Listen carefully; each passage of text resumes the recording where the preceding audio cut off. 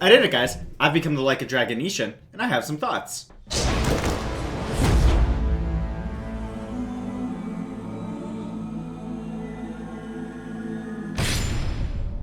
I first heard about the original Ishin, I want to say summer 2021. That was when I was going through the Like a Dragon series for the first time, and I was very down to play it. One key issue is that it was never localized. Playing it was never in the cards. And as much as I and other fans wanted to see a remake, I doubted it would ever happen. It did happen. But was it worth the wait? To open with complaints, something I do with every positive review, which is all of my reviews, there's some technical issues here. Seemingly every single time the camera cut in a cutscene, the textures on characters were fuzzy for about half a second before fully loading in. There were just small visual bugs like that throughout the game. Saw a couple lasers.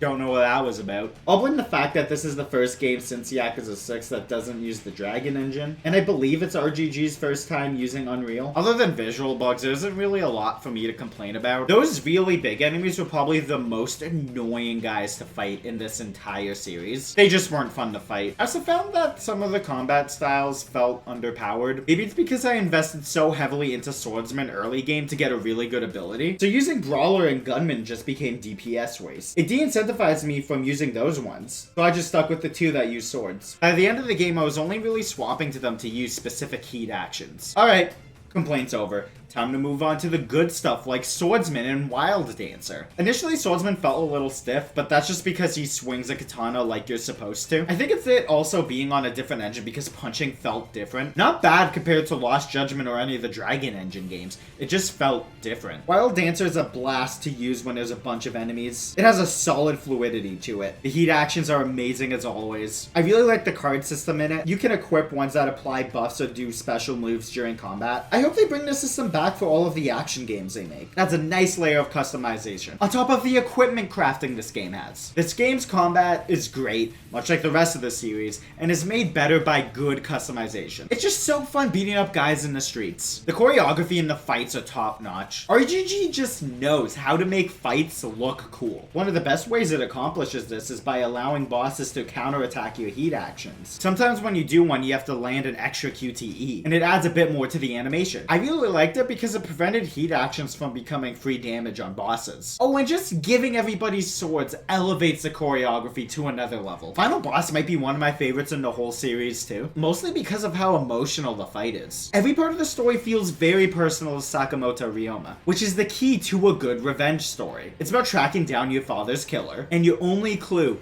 is his fighting style. It just feels like classic Japanese cinema. It makes everyone you see hold a katana like this a sussy little baka. Even the greater conspiracy that Ryoma has to solve feels very important to him, because it relates to his father's hopes for Japan's future that he passed down to him. It keeps the story from feeling like he's only really continuing on this journey just because he got himself into this whole mess while trying to find his father's killer. Instead, everything feels important. The side characters are great as always, although Ryoma is the only character I didn't end up calling by his main series counterpart. Okita? Nah, that's Majima. Whatever his name was?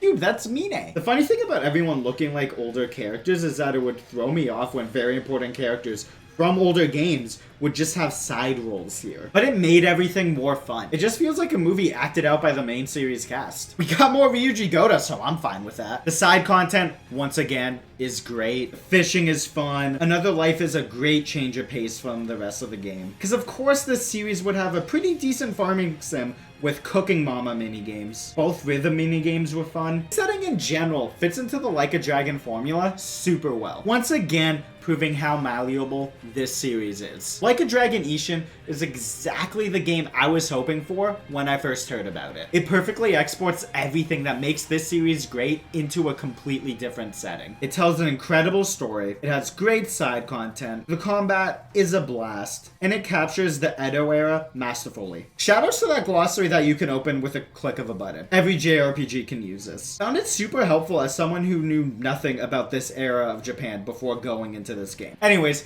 Ishin's a 9 out of 10. It was definitely worth the wait. I've talked about this series a lot already on this channel. I'm just going to cut to the... Do you agree? Think I'm an idiot? Comment down below. Dislike the video if you're sick of hearing me talk about this series, and subscribe for more bad content. Follow me on other platforms if you want. Take care, guys.